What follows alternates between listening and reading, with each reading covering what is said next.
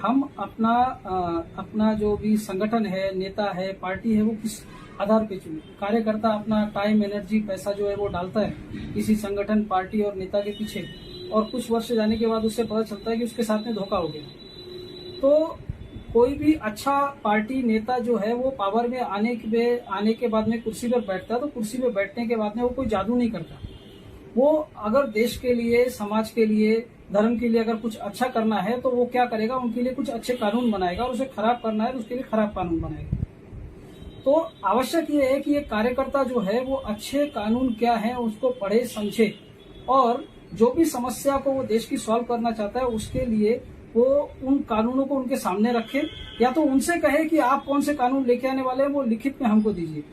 जबानी देने का कोई मतलब नहीं कि जबान से लोग पलटी हो जाते हैं। अगर लिखित में वो कानून देता है और फिर वो कानून लेके आने के लिए आंदोलन करता है, कानून लेके जाने के लिए लोगों को बताता है, अपने फॉलोअर्स को बताता है, और उससे फिर उस आंदोलन को आगे लेके जाता है,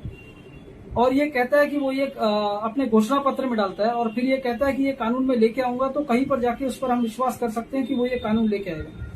पर अगर वो कानून का नाम लेते ही आपको इतिहास की बातें सुनाने लगे और अपने विचार बताने लगे, आपका चरित्र को उठाने के लिए बड़े बड़े भाषण देने लगे, तो कहीं पर तो उस पर डाउट हो जाता है कि वो कह तो कुछ और रहा है पर आगे कुछ और करेगा। विचार जो होता है वो कानून में इम्प्लीमेंट नहीं होता, और यही रीजन है कि बहुत सारे कार्यकर्ता धोखा खाते हैं। तो हमें ये चाहिए कि ज्यादा से ज्यादा कार्यकर्ता देश की जो भी समस्याएं हैं उस समस्या पर या तो खुद कोई कानून बनाए, और या तो फिर जिस नेता या फिर किसी पक्ष को जिसको भी वो समर्थन कर रहे हैं उसको पूछे कि भाई ये समस्या को समाधान करने के लिए आप गैजेट में कौन से कानून छापोगे, राजपत्र में कौन से कानून लेके आओगे, वो हमको लिखित में अभी दे दो। और अगर वो इस चीज को देने के लिए तैयार नहीं होता है तो हम लोग उस पर विश्वास नहीं कर सकते।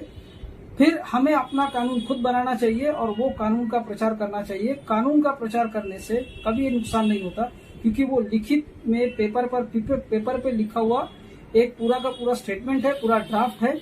जो न बदल सकता है, न उसे कोई भ्रष्ट कर सकता है, न उसे फाड़ सकता है। फाड़ देगा तो भी आपके दिमाग में उसकी कॉपी है, या आप उसकी कॉपी को बना सकते हो। तो ड्राफ्ट जो है वो कभी धोखा नहीं देता, कानून कभी धोखा नहीं देता। अब अच्छे कानून कौन से होते हैं ये कार्यकर्ताओं को समझने के लिए वन लाइनर ये है कि जो कानून एक आम नागरिक को शक्ति देते हैं वो कानून अच्छे होते हैं। अगर आप कोई कानून तो ऐसे देश में बनते रहते हैं, और ऐसे बहुत सारे कानून पहले बने हुए भी हैं, तो कौन से कानून वो हैं जो हमारे काम के हैं? वो कानून जो हमारी समस्या को सॉल्व करते हुए हमको साथ साथ में शक्ति भी देते हैं कि अगर उस समस्या को किसी ने जो संबंधित अधिकारी है, नेता है, जज है, वो उसको अगर सॉल्व नहीं करता तो हम उसकी कुर्सी बदल सके और उसको दंडित कर सके। तो ऐसा कानूनी ड्राफ्ट जो है वो हमको खुद अपना तरफ से बनाना चाहिए और फिर उसका प्रचार करना चाहिए। अगर